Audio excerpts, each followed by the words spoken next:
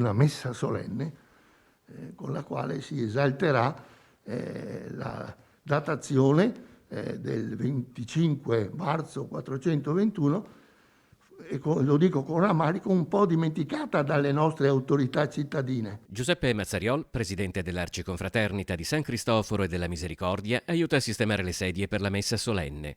La tradizione vuole che Venezia sia nata proprio qui, a Rivo Alto, con la consacrazione della chiesa di San Giacomo San Giacometto il 25 marzo 421.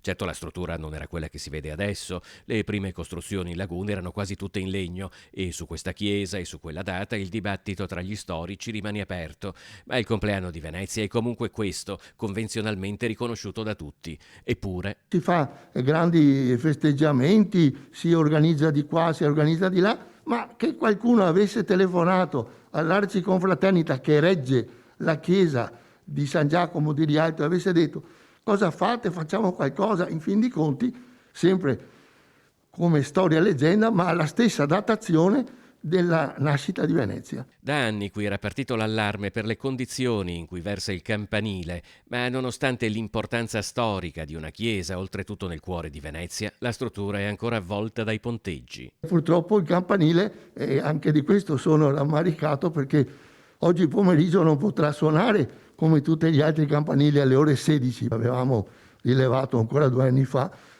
questa possibilità di cedere, di cadere, e quindi però con la pandemia gli sponsor che dovevano aiutarci si sono bloccati perché non possono affiggere i banner delle loro ditte.